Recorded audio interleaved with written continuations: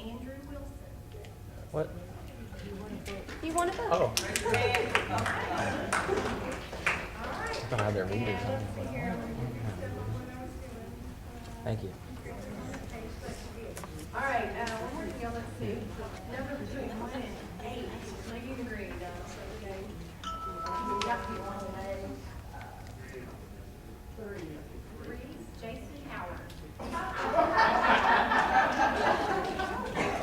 Another number between 1 and 8, Donna, but not whatever he should have said. 5, okay. Alice Adams. All right. Number 24, number between 1 and 12. 7, that would be Sandy Allgood. Sandy, okay. Another number between 1 and 12, not whatever she said, not 7. I should mark it. Matthew. 4, that would be John. No. No, John Adams. No. Okay. All right. We got 2 more, one more sign-in sheet, and I'm out of, well, Tanya, number between 1 and 11. 2 would be Missy Fitzgerald. Missy Fitzgerald. Right here. You know Missy? Right here. All right. And the last one, number between 1 and 11, Ron. Very Stan. Thank you. What was the last one? Mary. You're on.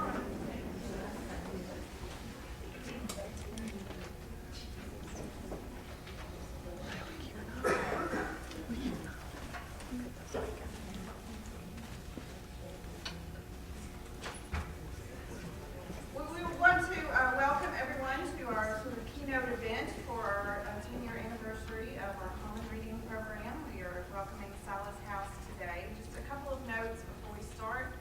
We did want to let you know that the book fair is continuing today until, I would say, around 4 or 6. It's scheduled till 6, so some of the authors will probably stay while others may have to leave earlier.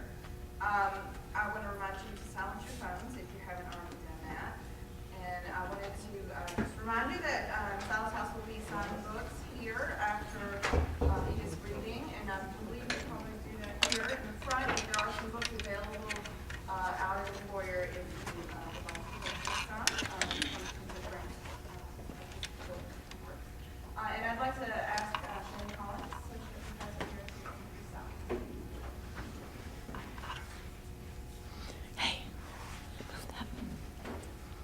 Silas House is the author of 5 novels and books, including Clay's Quilt, Gratitude, A Parchment of Leaves, Eli the Good, and Saint's Son Here.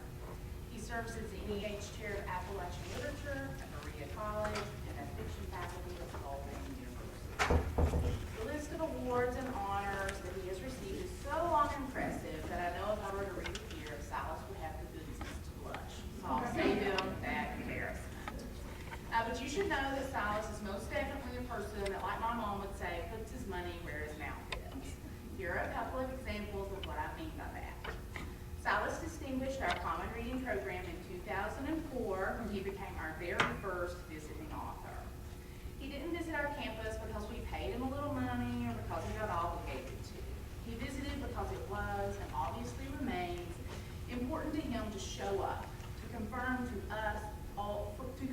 for us all that stories on the page matter, and that being human, not just a name on a title page, matters to all of us.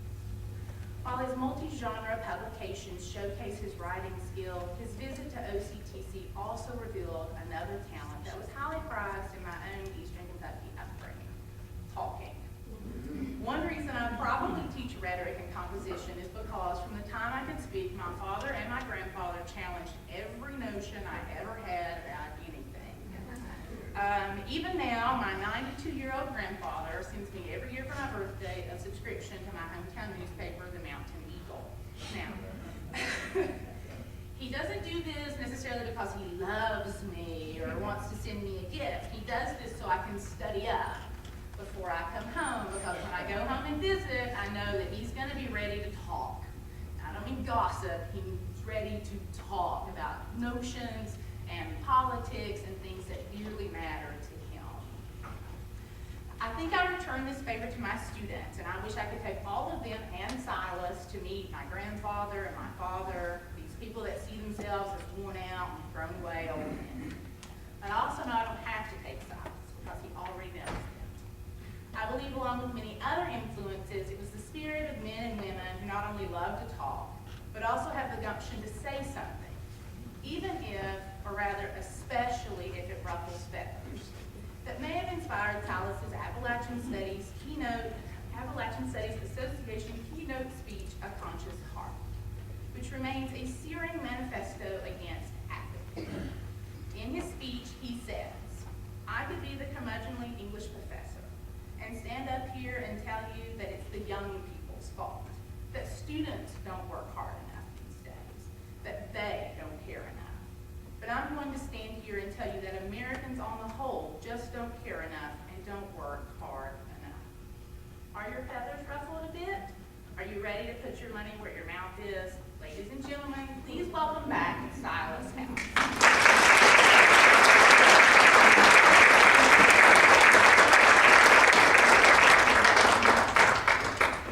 Thank you.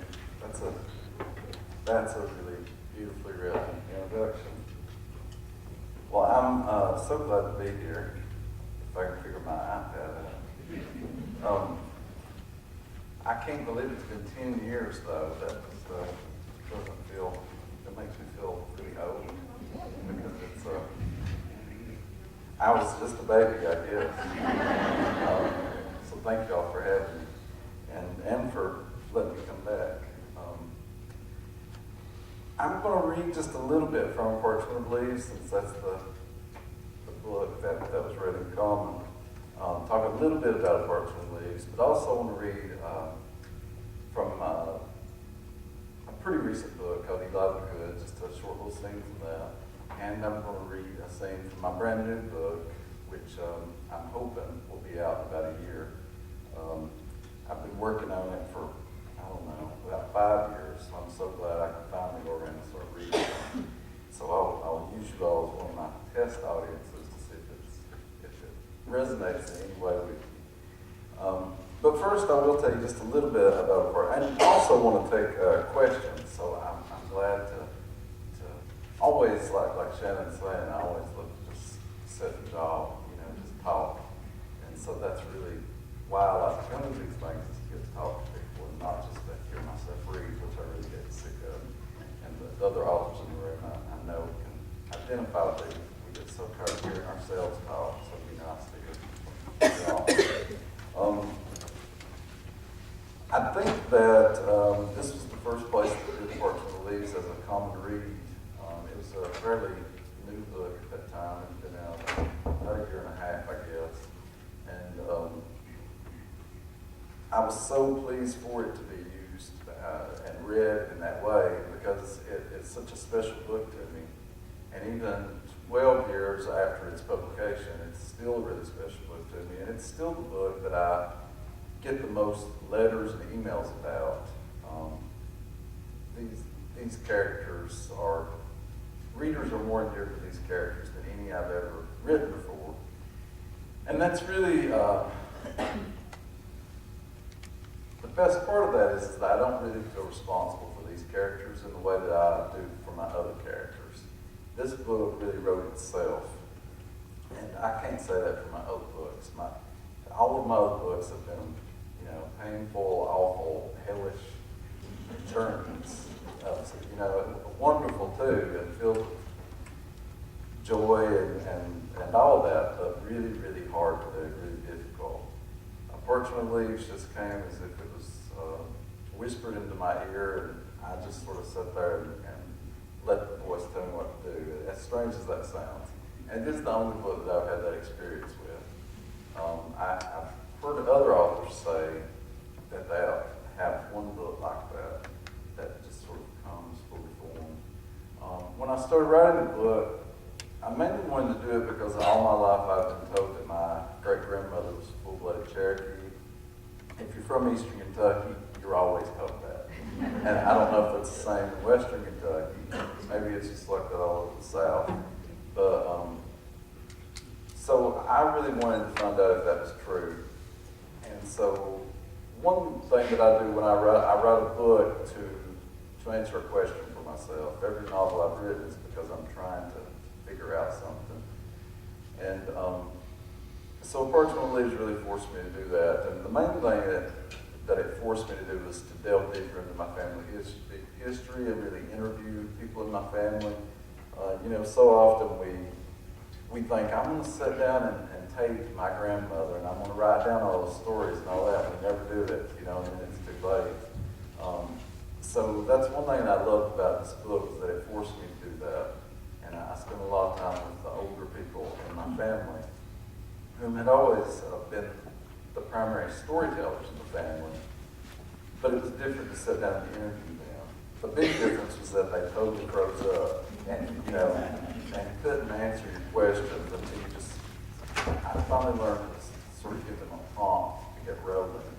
But they would just, if they figured out that you were, you know, trying to gather information at all, they wouldn't say anything. And they certainly didn't be on camera. So I would have to sneak and tape them. And remember those little cassette recorders, the real little cassettes, I used those. And so I got lots of information. And the best information I got was from the oldest person in my family at that time, my Aunt Mildred, and she had known my great-grandmother pretty well. And while I was interviewing her, she at one point, she was answering my question, she said, well, I believe she wrote about that in her little diary that she kept. It's right in here in the bedroom. You want to see it. And so, you know, I had to keep myself from jumping up out of the chair and running down the hallway. But so she gave me this little diary, but it's not a diary as we would think of it. It's more like 3rd September 1920, planted 18 rows of corn, walked 5 miles of town, saw such and such, bought a pound of coffee. And then, you know, it'd be just like a list of daily activities, but then it would say something like, I'm so lonesome and blue tonight. And so it would be those one little lines like that that would help me to get into her mindset. I also did a lot of research on the Cherokee, and especially Cherokees who had hidden out after the removal, and worked their way up into Kentucky and Southwest Virginia. Found out that a lot of them became Quaker, and so that element I put into the books. Then I had to learn about Quakers at the time. It's my most historical novel, so it required a whole lot of research, which I usually don't enjoy that much. But once I got all that finished, the book just came. And I just sort of sat back and put my fingers on the keyboard. And it's the only book that I can really talk about how proud I am of it, because I don't feel responsible for it. So I don't feel conceited when I talk about it, because it is all the voices of, especially the women that I heard growing up. The women in my family were the primary storytellers. I think that overall that's probably the case in all families. When we get right down to it, the women usually are story bearers in that way. And so it is a novel of strong women. I thought it would be mostly a book about a interracial marriage, because my great-grandmother was full-blooded Cherokee and she was married to an Irishman. And I thought that it would just be about the difficulties of that. But once I started writing the book, it turned out that it was a book about forgiveness, and I think it's a book about forgiveness. There are all these little acts of forgiveness all throughout it, and it's also a book about marriage. And I guess those two things go hand in hand. You gotta have forgiveness to have marriage, right? So, and this little love triangle came up, which I did not expect at all.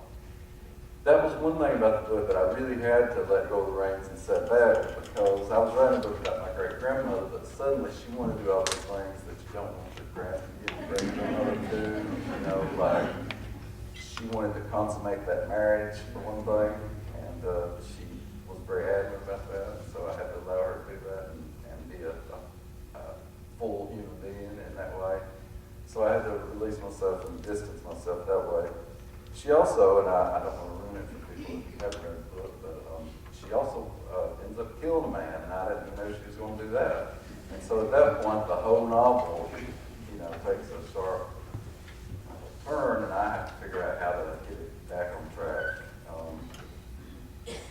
So I'm just going to read you a little scene where you start to get hints of the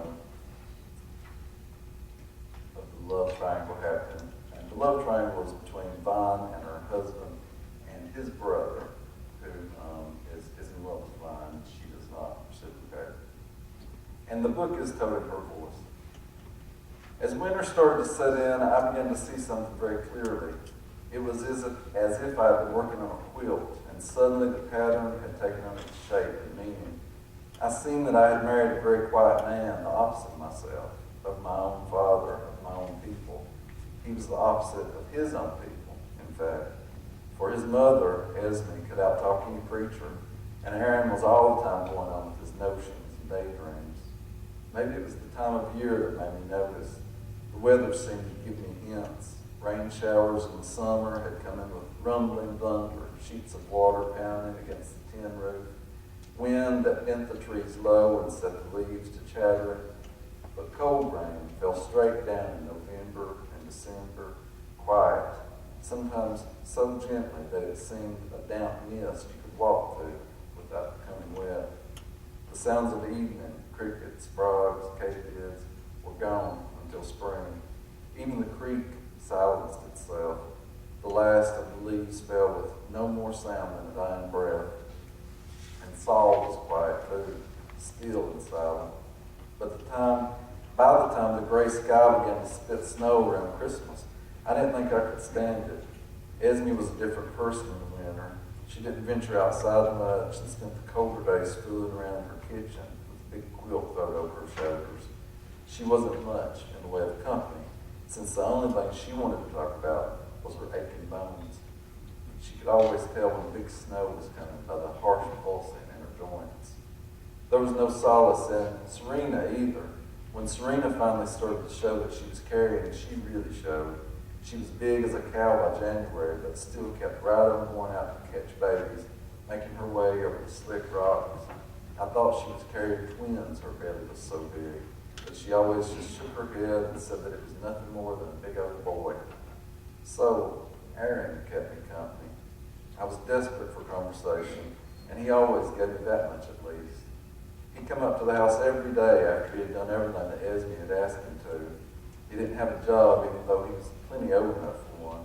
Somebody had to take care of his mother, he said, and he did. I don't have to say that much for him. Every day he chopped wood, shoveled coal, fed the goats, tended to the cows and chickens. He even helped her stitch quilts. Then he'd come and talk to me while I swept the house, or turned the butter, or hung clothes to dry over the fireplace. He helped me stack wood, clean the lamp chimneys, trim the wicks, shovel up the fireplace. Sometimes he even helped me cook, which was something I had never seen a man do in my life. My mother still had to pack meals to my bachelor uncle over in Redbud. He would have died and split hell wide open before putting a skillet on the stove. And all the while, Aaron talked. Most times I didn't even acknowledge what he was saying. I'd just go about my work, nodding every once in a while. Sometimes I'd stop him to comment, but mostly I just listened. When I did say something, I don't think he paid a bit of attention to it. He was concerned only with his own dreams. Yeah, they're building a new railroad up in West Virginia, cutting tunnels out through them big mountains. Them mountains is bigger up there than they are here. Can you picture that? He'd say. I'd like to go up yonder, just to watch them do it. Or I could be a photographer. I could go up there and take pictures of them building that new railroad. One thing always led to another, although most everything had to do with getting out of Kentucky. I never could understand why he wouldn't believe he had it made right here. Esme watched over him like he was a little child. In many ways, he was a child, dreaming of big things. His mind never focused on anything but having a big time. And I guess I was a child too. I was young after all. I was still adjusting to married life and the fact that I had to act like a grown woman. I've been raised up quick. My parents never given much time for the foolishness of childhood. But I was a young person. I dreamed too. Aaron got to where he would play his banjo for me right often, but only after I had sat down and stopped doing the chores. He couldn't stand to play the banjo unless he had my full attention. He knew all my favorites, and I always played the one I loved best, Little Sunshine. Aaron could play the banjo better than anybody anybody I'd ever heard before, and I wasn't the only one to say that. His fingers picked in a blur, moving so quick and light they seemed not even to touch the strings. The music he made on that banjo was like hearing magic. It was like Aaron held God's rhythm right in his fingertips. Every once in a while I could talk him into singing a little bit too. Mostly he just liked to play.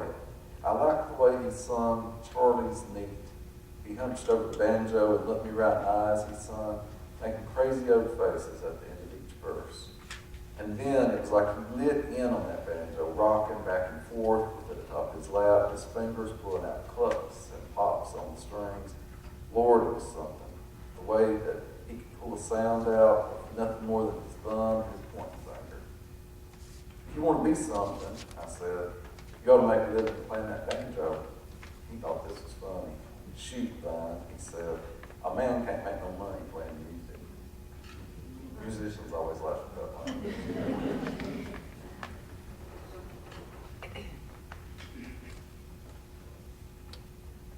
I want to read a short little scene from Eli the Good just because I've always loved this scene. And I had to fight so hard to get it in the book, which happens so often that you know, a lot of times you have to kill your darlings, you have to kill the things you love the most, but sometimes there's things you just love so much that you keep fighting for it and it finally gets to be in the book. And this is one of my favorite scenes. The reason I didn't want it to be in the book is because Eli the Good is all told from the point of view of Eli, who's a 10-year-old boy during the summer of 1976, whose family is falling apart around him. His father's a Vietnam veteran who has PTSD, although they don't know what that is at the time.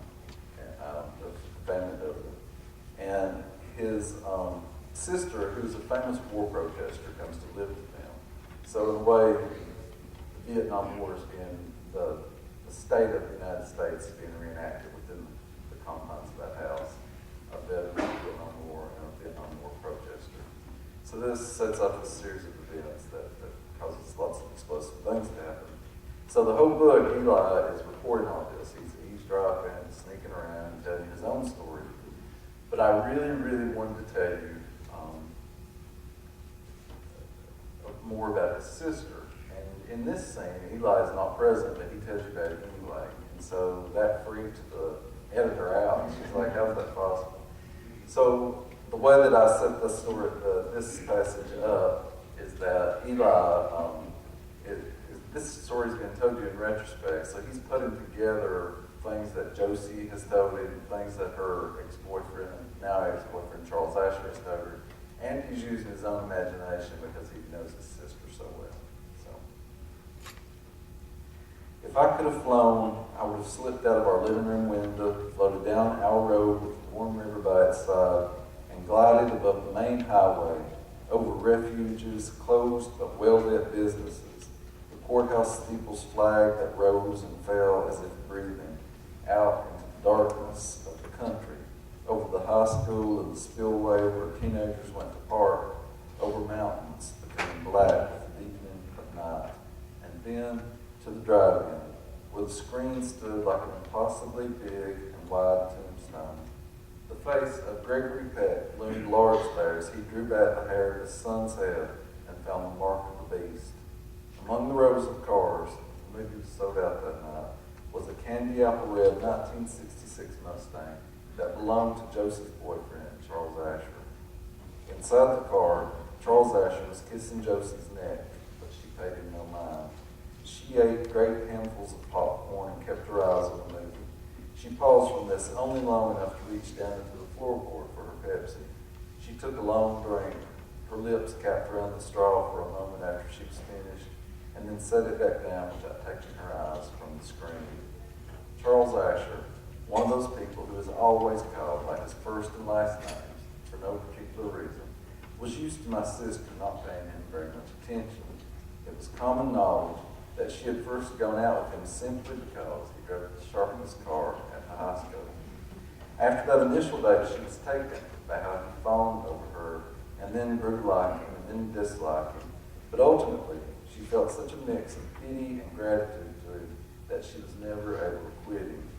He told me more than once thought he loved her, but he also knew that he would never capture her heart completely. Gregory Peck's demon child, Damien, was running into a church and horrifying music was rising, and Josie couldn't stand it anymore. She had snuck into a showing of The Exorcist when she was only 12 and had been forever scarred by that experience. So horror movies were not her strong suit, although she was scared of nothing else, as far as I know. Josie couldn't stand it and had to look away. Only then was she aware of Charles Asher nibbling on her ear. She pushed him away, glad for this diversion. "Cut it out, Charles Asher," she said. "God almighty, buddy, you're like a dog in heat. I was just kissing you." Charles Asher straightened himself in his seat, his elbow knocking against the horn so that it let out a brief, half-hearted honk. Josie ran the back of her hand down her neck. "You were slobbering all over me," she said. But then she realized how hateful she was being and felt a momentary pang of guilt. Later that summer, she told me that it had taken her a long time to understand that the very reason she could never love Charles Asher was because he allowed her to treat him so badly. She could have never respected anyone like that. But that night, she didn't understand why she sometimes detested him, no matter how much he bought her, no matter the long love letters he wrote to her, confessing his undying love. She kept these in a cigar box under her bed, and I had read every one of them while she was out on dates with him. Really, she didn't understand much of anything at all. She was 16 years old. Josie told me everything, even when I was very small, so I already knew that that summer she felt there might be something wrong with her. Any other girl at school would have killed for Charles Asher. He was good looking in a J.C. Penney catalog sort of way. His face all angles and juggling bones, so that Josie sometimes had to look for the beauty there. His lips were his best feature, pink as the inside of a shell and plump as a girl's, but his brow was too high set and his eyes too far apart for her. The problem was, he wasn't interesting the way Steve McQueen or Paul Newman were. She found beauty in irregularities and roughness. Charles Asher had none that she could find. He was all perfection and smoothness. He was a good dresser, though, and drove this fine car and knew how to treat a girl, always buying her record albums and roses in little plastic sweets from the gas station. The problem was, she preferred daisies. I think I love that scene because I love remembering the drive-in, and I'm grieving the loss of my hometown drive-in, which it hung in there a long time. It only closed about 3 or 4 years ago, but I still miss going to the movies at the drive-in. It's much easier to sneak your own food in.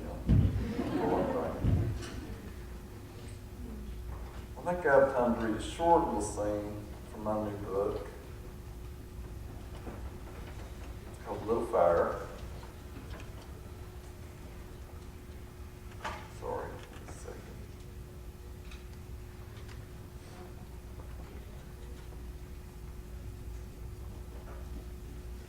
second. It's called Little Fire, and it's about a preacher who loses his church. He gets voted out by his congregation because he stands up in the pulpit and tells them all that he can no longer reject his brother who has come out to him. And he when his brother comes out to him, he rejects him. And his brother disappears, and he's been gone 10 years. And suddenly the preacher, fundamentalist preacher, realizes that he can no longer live that way, that he doesn't really believe what he's preaching in church. And so he tells the church this, and they tell him to hit the road. And so he also, in the process, he gets a divorce. His wife leaves him because of this. And he becomes sort of a young woman takes a video of him doing this, and it goes viral, and is seen by 8 million people on YouTube. And so he has some notoriety. That leads to him losing custody completely. He can't even see his little boy. So at this point, he's kidnapped his little boy, and he has taken, his little boy's been standing out with his grandmother, Zelda, who's seen this scene. And in the process of kidnapping Justin, the lead character, Asher, has accidentally knocked his mother-in-law down and harmed her. She's hurt her hip. But he goes ahead and leaves with the little boy, and they're headed to Key West. And in this scene, they're looking for a telephone booth so he can call and check on his ex-mother-in-law. The first gas station had an old blue booth with a bell painted on the side. And this is contemporary times, but he's thrown his cell phone away in the river. The first gas station had an old blue booth with a bell painted on the side, but the payphone had been taken out. Justin hadn't even known such a thing existed, actually. He couldn't even wrap his mind around a time when people didn't have phones in their pockets. The next station didn't have one either. Asher muttered aloud to himself that cell phones had killed all the phone booths.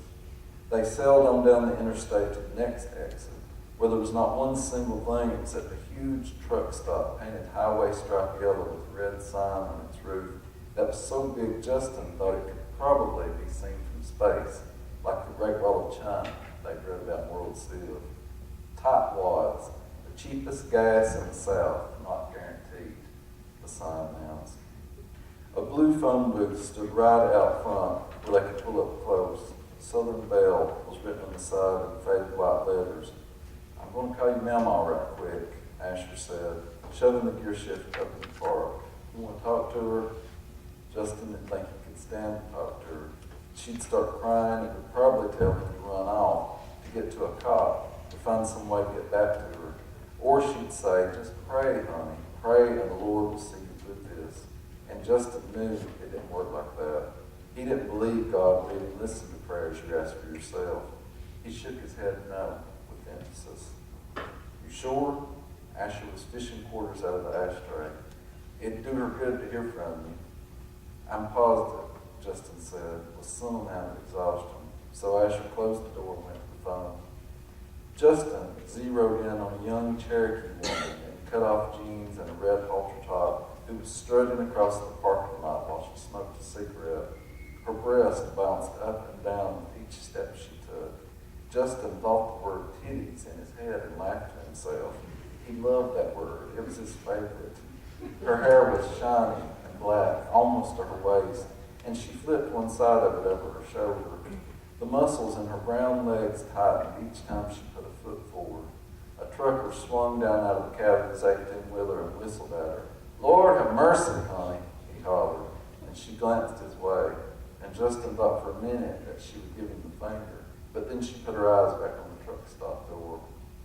"All right then, squaw woman," the man yelled, and then patted his hand against his mouth to make a wah wah wah wah sound like the fake-looking Indians in old bad westerns his mama watched on the Lake Show. At this, she did flip off the trucker, her eyes conveying her message even more than her extended middle finger. Justin pictured her getting ready this morning, putting on her blue eyeshadow and turning to see if her shorts were short enough, staring at herself in the mirror the whole time, wishing she was somebody else. Justin thought most people wished for this. He thought that she had probably been treated like a dog for most of her life. He thought maybe she never had anyone who came home and kissed her on the forehead and told her she was good. Thoughts like these were what made Justin dangerous to some and wonderful to others. Justin watched her because he didn't want to see Asher when he called back home. He didn't want to see what would happen. Maybe his mother had gotten his voicemail by now and had called Zelda. Maybe Zelda would convince his father to turn around and go back home. Maybe the cops would pull in any minute, guns drawn, sirens turning the sides of the truck stop blue, a Cherokee girl peering out the window to see what kind of excitement she had stumbled upon this time. Well, we've got a few minutes for some questions.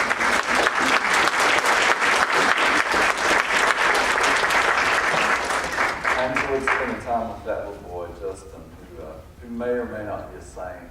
So the line in the book is that Justin may or may not be a saint, but the same can be said for all of us. So who has questions about parchment leaves or writing in general, anything? Yes? I'm interested in what kind of women were in your life that made you be able to get into Diane's heart and such a really wonderful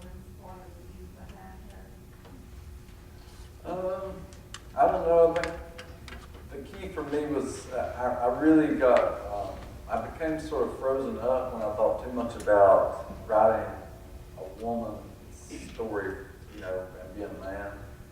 No matter what, there are just many things that a man can never completely wrap his mind around. I mean, childbirth, for instance. A man is never going to understand that completely. So mainly I had to release myself from that and just think of her as a human being. And that made a lot more sense once I did that because, you know, not all women are the same either, of course. So I just thought of her as a person, and that really freed her to become who she was. However, then there were things that only a woman can properly, you know, can experience in that way. Childbirth being one of them. And so I really had to, I talked to people, you know, and I would ask them things like, you know, tell me something about childbirth that you've never told anybody, that you've never articulated, you know, that you've never said out loud, things like that. Novelists have to interview people constantly in that way, you know, and find ways to get them to tell you what you want to hear, if that makes sense. I think you treated childbirth very well because I'm a nurse and I've attended probably 3,000 or 4,000 births, and you got the real essence of it. Well, thank you. That's a good stamp of approval. In my third book, The Cold Tattoo, there's a woman whose baby is stillborn. And I knew that I had to be really, really careful with that to get it right. So I read a lot of writing where women had written about that experience, and I talked to people who'd gone through that experience. And that was probably the hardest thing for me as far as getting in the woman's mind, you know, and wanting to articulate that just right. What else? I have a question. What do you have to say about the, I use the word loosely, proper use of dialect in fiction, especially Appalachian fiction? Well, I use what is called the SALT rule. That means, just like salt, a little bit flavors and too much will ruin. The best example I can give you of that is The Color Purple by Alice Walker. If you know that book, if you think of it as really, really heavy dialect, right? There's a lot of phonetic dialect, there's a lot of colloquialisms and all that. However, if you go through the book and you circle all the phonetics and all the colloquial stuff, it's not half as much as you would think. And that's because Alice Walker has done it so perfectly. She sprinkled in just what she needed to sprinkle in, so you leave the book feeling that it's a lot of dialect when in fact it's not. So you're able just to zoom right through it and not get tripped up on anything, but you still hear it. She's used that SALT rule. To me, the main thing is if you're going to write dialect, you must have actually heard people who are native speakers of dialect speak it. You can't fake it if you don't know what that sounds like. And it's more than about the way people pronounce things. You know, it's where words are emphasized in a sentence and the way sentences are constructed and all those things. So to me, that's the main thing, is to listen to speakers of the dialect if you don't speak it yourself. Just as an aside on that, my last book is called The Same Sun Here, and it's a book that I wrote with a friend of mine about a 12-year-old Eastern Kentucky boy who was writing letters to a 12-year-old South Asian Indian immigrant living in New York City. And so they had me and another author who is, she's Indian Irish, they had us do the audio book. So we were in a studio up in New York for several days, and the producer she did not like the way, or the director did not like the way I talked. You know, it just drove her nuts. She's like, why can't you pronounce your consonants?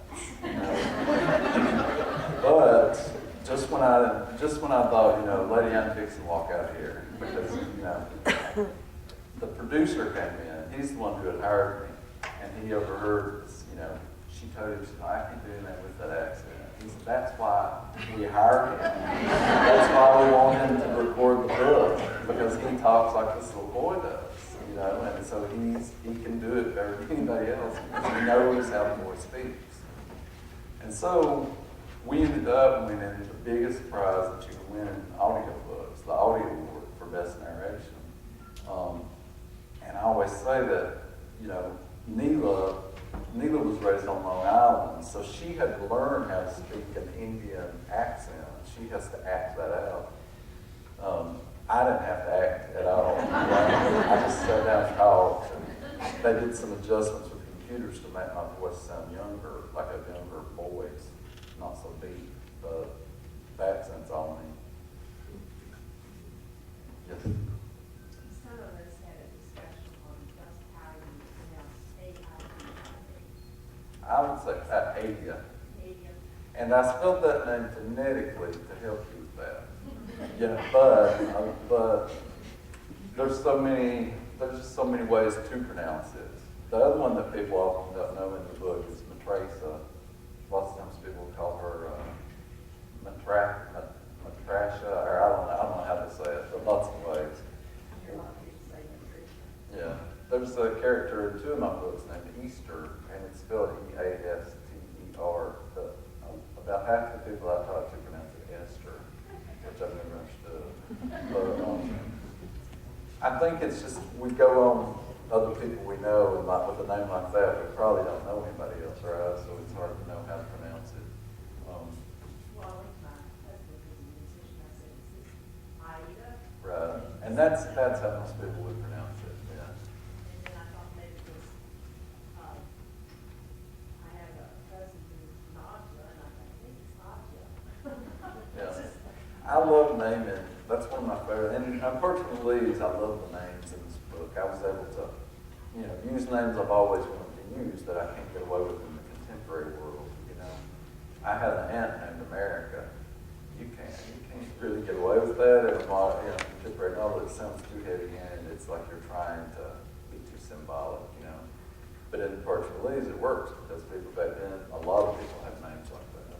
Of course, everybody called her Murky, which sort of ruined the name, It's a great name, America, and everybody called her Aunt Murky. Yes? Will A Parchment of Leaves ever hit the movies? I don't know. I mean, I would love for that to happen. The Hallmark Channel, they took an option on this when it first came out. Like, I think even before it came out, they had an option on it. And they had just started like as a network, and so they wanted to make it, but they were going to make like a miniseries out of it. But then that obviously never happened. And then Captain Zeta Jones also read the book, and her agent wrote to me, but they never optioned it. So that would have been interesting because she's Welsh, and she would have been playing a Cherokee woman. So I imagine the Native American community wouldn't have been happy about that, but she liked that character. So I would love for that to happen, but preferably, yes. Like, when you start a story, how many drafts do you go through? Like, the whole editing process, do you go through, like, a lot of drafting? Like, you go through, like, several, you edit it a lot? How often do you, like, edit your work? Well, it's up to the book. A Parchment Leaves is probably my least revised book, and that goes back to what I was saying, that I felt like it was pretty, given to me. Yeah. I mean, I did revise it, but not as much as my other books. My latest book, Little Fire, I've revised about 16 times, and that's full revision. That's no, I shouldn't say that. That's about 16 revisions, with about 6 of them being full revisions of the book, from beginning to end. Do you ever get to a point where you're tired of writing it? You get frustrated? I don't get so much tired of writing it as I want it to be out in the world. I never get tired. I think I would be worried about the book if I had gotten tired of dealing with the characters, Yeah. But I do get frustrated, I want it to be done, for sure. Okay. Yeah. I think there are any writers in the room, I always like to say this, because I think we're total opposites so often. I think writing is really hard, and that's why it's good, There is never anything of any worth that didn't take difficulty to create. And so if something's too easy, then it's not going to be that great. It's not going to be good enough if it's too easy, I think. When you go back to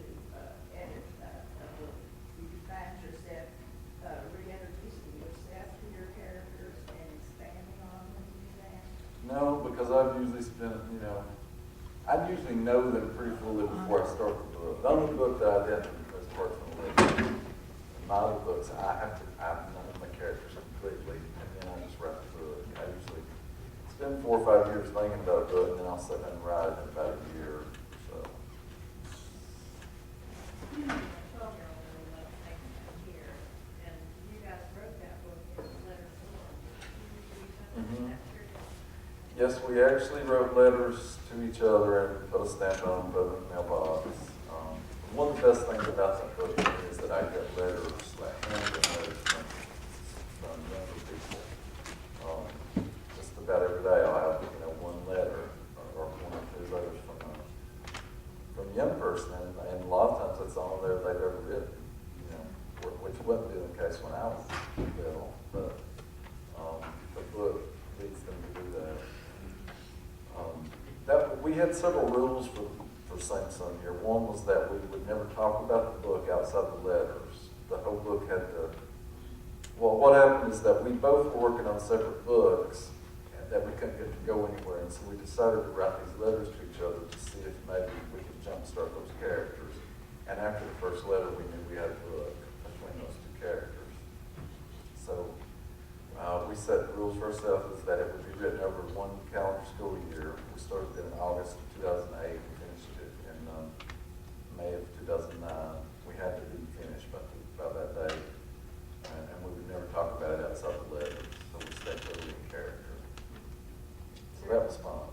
Yeah, that's a very cool thing. Yeah. So that means you wrote it by hand. She wrote a lot of hers by hand, but I typed mine.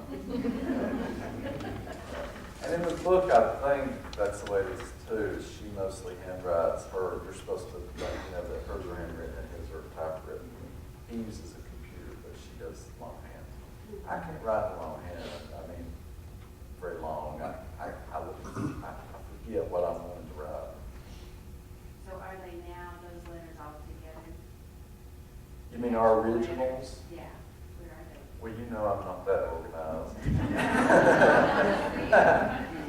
I wish I was as organized as you are, Georgia. I've seen the way you organize your books. It's beautiful what you do with your revisions and all that. Who knows where mine are? Neela probably has hers. They're somewhere. Yeah. One thing we talk about with your books is kind of natural and feel. So I always wonder, you know, the great ones make it look easy. So what you do is make it really ring true, so it sounds right. Yeah, I don't know how you do that. You know, I mean, I don't know. I often marvel at, I'll look back at the book and think, Lord, I spent 6 years in that book, you know, and it's just like a 300-page book. I don't know how, you know, I don't know how we hang in that long with one project. But I guess, you know, once the book lights on you, you just have to get it out there. And so you know, like Little Flower, I have read that book. I've read it 40 times. So I wish that, you know, one reader would love it as much as I do. That'll probably never happen. That no reader's going to probably read it that many times, you know. So the writer must love the book that way, so the reader can. The writer must love it, so the reader can. You know, does that make sense? But also have distance enough to know when it needs improvement too. To me, that's one of the most interesting things about being a writer is that instinct, that gut. Knowing when it needs improvement, but also knowing when to stop improvement. Somebody, yes. If the end of parchment of leaves, vine is on the way to secret thing. You're the only person that knows There's like 2 sentences, I think, in the coat tattoo that she does. You know, and the coat tattoo is a separate book, but it can be. I mean, there are things about. I mean, it's not technically a sequel, but there are things about Vine and Serena in there. So I think it's in there. It's been so long since I wrote it. It may not be. Sometimes I'll be talking to book clubs, you know, and they'll read